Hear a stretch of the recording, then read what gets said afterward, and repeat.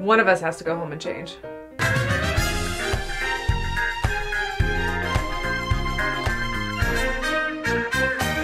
Hello, welcome to the Dice Tower. I'm Wendy Yi. And I'm Chris Yi. And this is Who Wore It Better. So in this series, we're going to compare games that have some sort of similarities in them, and then we're just going to see which one we thought worked out better. This is a fight to the death. I would consider this gladiatorial Mortal Kombat. 2 men enter, 1 man leaves type of a situation here. Definitely. Yeah, so... You've got it all, Chris. All right, so today we're going to be talking about score trackers. And there's, I don't know, growing up, I played games, and I don't remember ever seeing, like, the very typical score tracker on the board. Right. Like, I always just kept, I don't know, we had sticky notes. And so we'd sit down at the table, we'd play Farkle, and we'd just keep notes on the sticky notes that were just sitting around. Right, piece of paper... ledgers, if you want to call them a fancy term, right? But I mean, games still use that to a degree where they're like, "Hey, here's a score pad," instead of just like write out everything on your own, which I appreciate. I think that's true. That's like the modern sticky note. It even comes in like a little pad that you can tear off. I think what was our first score pad game? Probably Seven Wonders, right? Was the first one that we were like, "Ooh, look at this! Like this is the posh treatment." That's true because we played a lot of Dominion before that, and that didn't have a score tracker. And then Catan doesn't have a score tracker either. You just kind of mentally keep track of how many points you have. Right. Let's see. Dominion points are on cards, but add up stuff. There's. I'm trying to think what was the first game that we saw that actually had like a point track. Maybe Lords of Waterdeep. Right, that was the one that has like the point track around the outside of the board. That could have been it. And I was like, hey, this is pretty great. I don't think I ever had a moment where it was like, oh, that was a great idea. But someone had that great idea. I think the first time I had that thought was when we played Brass for the first time, the original Brass, the old, bad. Yeah, and they had a score track, but it was just kind of weaving kind of wherever it wanted to in one of the corners of the board. And I was like, why doesn't this just go around the outside of the board like the other ones I've seen? Was kind of the first. You don't appreciate what you have until you take a few steps back and you realize, oh dear heavens, we've been spoiled. So we did the research for you. A gentleman named Wolfgang Kramer actually is the first one that the score tracker around the board is attributed to. It was, and I'm going to read this title here. It was first used in a game called Das große Unheimliche Ärgers from 1982. As you can tell, a very popular game because it has a 5.6 on Board Game Geek. Woo, it's a winner. Never got a wider release. And in fact, it was designed as part of an advertising campaign for a gas pipeline company. A 90-minute Euro game was designed in 1982 to be like, this will sell more gas pipelines. How do you buy more gas pipelines? I don't understand. But in 1984, the Kramerleiste, or the Wolfgang Kramer track, was used in Heimlich & Co., Heimlich & Company. That was the first more broadly released game that used that outside tracker. And of the many things to be grateful to Wolfgang Kramer for, that's one of them. And that all happened in the 80s, so we were babies or not born yet. So let's go ahead and get into this little comparison that we got going on here. Okay, yeah. 2 games enter. So, 1 leaves. The first one is this idea of hidden points. So in games, sometimes you'll get tokens, and those tokens will be hidden, they'll be flipped over, or sometimes you'll have them behind a screen or something like that. So the 2 games I want to compare is the old Medieval Academy and the brand new one that we just got in. Yeah, this Medieval Academy just got reprinted, which I thought was neat. A game that I feel like deserves a little bit more attention. A very good card drafting game. And about kind of the cards that you draft allow you to move forward on different tracks, and the tracks all score in different ways. Some of them you score positive points for being further than other players. Some you score negative points for being further behind on other players. Some score at the end of every round, some at the end of 3 rounds, every 3 rounds, i.e. at the half point and at the end of the game. And then the other ones at the end of the game. So yeah, lots of points being thrown out at different timings and like stuff. all over the place. Right. And we loved the original, but you get these little tokens that are shields, and because you want them to be secret, they're all the same on the back. And so you're going through, you're like, where's that 10-point token? Where's the 2-point token? What container did I put them all in? Right. And so it's a little fiddly. And it's funny because it is semi-secret. You see how many tokens people have in front of them, but because there's those negative point tokens that are being divvied out, you're like, wow, Wendy's got a lot of tokens in front of her, until you realize, Oh yeah, a bunch of those are like negative points. Or they're ones, or they're very small. Someone has fewer tokens, but they got the 6 and they got the 10, and it can be a little bit deceiving. But I think that's some of the intention of the game. Yeah. Airlines Europe is another game that uses secret point tokens that you award throughout the course of the game. This is one of my least favorite methods. Ways of scoring. Yeah. I just feel like it's very fiddly. Now, the new version of Medieval Academy has little health dial style trackers, which honestly, when we were thinking about this, I was like, health dials are a score tracker, but they're like negative, like you're losing points. Do you remember... But these are positive points. Well, speaking of health as points, essentially, Star deck building game, Star Realms. That... Star deck building game. Yep. Star Realms had one of the worst, right? Where you had a card that was like the 10s, and you had another card that was like the 1s, and then you had to slide them over each other as you were... And then flip them around as you were reducing health and stuff. And so, everybody hated that. These spinning dials things... My goodness, like what a fantastic invention. Oh yeah. As long as they are not loose, because we have played a couple games where they're loose, and so you flip them over and then you flip them back and you're like, it's like between numbers. Yeah. But most are not that. I feel like I haven't seen that problem in a while. No. The technology has gotten better. We've invented better paints, better cell phones, and better health dials. So those are the 3 things that science has accomplished in the last 20 years. I think that this is better for it. So in Medieval Academy, you still can track scores secretly, and it gets rid of the whole like number of shields people have in front of them, but you can just spin your own dial, and you can play it open information, or you can just turn it face down. You can. Secret. And everyone sees the points as you get them, so it's not like it's real secret. Right, I agree. Yeah. It's one of those, like, you can just math it out if you really are smart enough. If you have a better memory, you can just be like, this person has 32 points and Chris has 4. So are we on agreeance, hands down, health tracker style?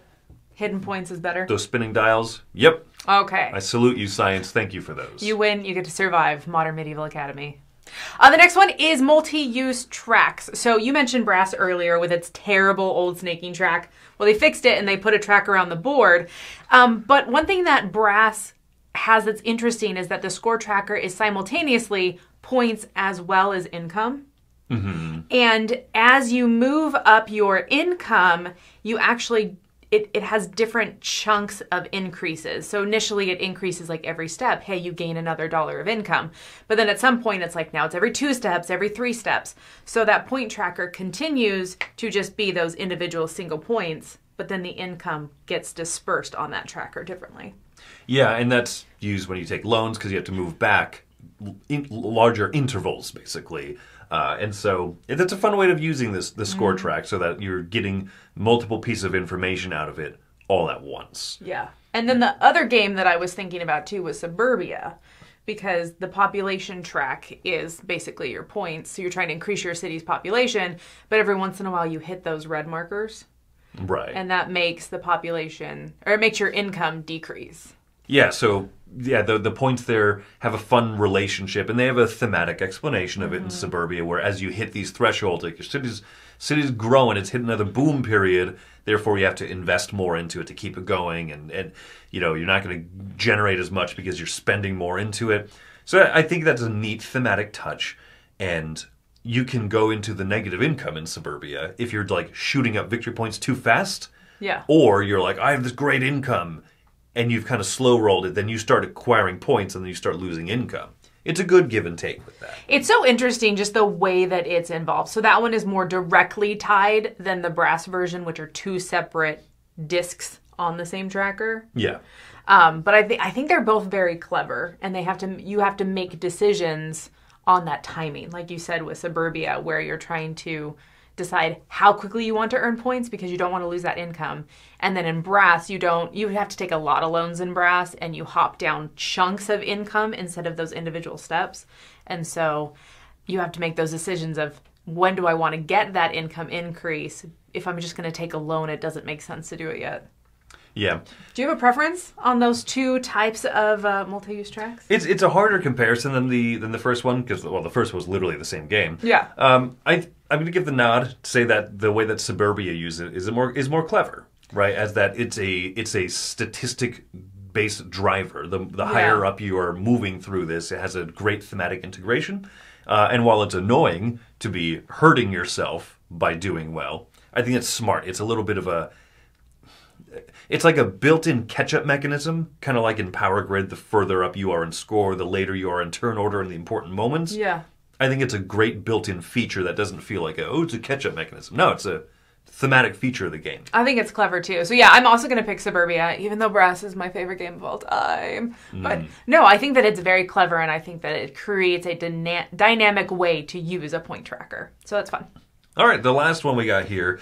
I'm going to call this the Power Man 5000. When worlds collide, when you have two victory point trackers going around the outside, and then you want to cross them. This was featured. This is when they battle to the death, when the 2 victory point trackers cross? Yeah, okay. Yeah, we'll call it that. The convergence, we shall call it. A little Thor the Dark World reference for you nerds out there. There's a lot of other things that have convergences in them. No, just Thor the Dark World, the best piece of cinema to ever come out of the MCU. So Rajas of the Ganges is the first time I ever saw this particular mechanism of as 2 different forms of getting points cross. Then you trigger the end game, and whoever has crossed the farthest is the winner. Yeah. I know a lot of people have issues with this in Arc Nova because it's negative points. I think that's stupid. Also, okay, so then the game we're comparing it to is Arc Nova, where we didn't say that. Where you are comparing. What are you just played this last night? Thematically, it's tickets versus conservation points. So the conservation points are the larger intervals, but they're harder to get, and then tickets is like your smaller individual step score, and you go around. I love this mechanism. I love seeing that you can focus on 2 different objectives. You can try and become like the ticket master, trademark, or the conservationist. Science, baby. And you can lean heavy into one or the other, or you can kind of meet right in the middle. And so it's great because it offers you flexibility. Do fun stuff in the game that you find a fun way to do it, but also you are trying to do both to some balance. I think it's interesting that both games tie the smaller increment into money. So in Rajas of the Ganges, as you move up on the money side of the victory point tracker, it's actually money that you spend. So like later, if you need to spend money, you actually reduce on that track, which is very dynamic, I feel like. And then in Arc Nova, you're moving up on the tickets, and that changes your income bracket depending on where you're at. And there's a few cards that you will lose tickets on occasionally, but it's rare. You're not spending it like money, like it fluid is not your money. Cash money. Yeah. The other thing that, and this is a cool note to say that both of these games also tie certain upgrades and benefits to the victory point track. Yeah. As you hit certain areas, you're going to unlock extra worker in Rajas of the Ganges, or you're going to get, you're going to unlock bonus objectives and stuff for you, right? Especially as you conserve more in Arc Nova. A few other games have done this, like Carcassonne the Castle is the earliest one I can think of, where as you reach certain intervals of the victory point track, you unlocked new things. I think that's really clever, and it's fun to see the way that it's utilized in these 2 games. Right. So if I would pick the 2, I think Rajas of the Ganges just barely wins out over Arc Nova. One, because I think it was the first one that I saw, so I feel like it was very clever. But also just that dynamic level of, hey, if I buy something, now I'm farther away from ending the game, and I'm losing some points. And so I find that to be a very interesting bit of dynamicness in that game. See, and unlike you, I'm going to have the exact same choice.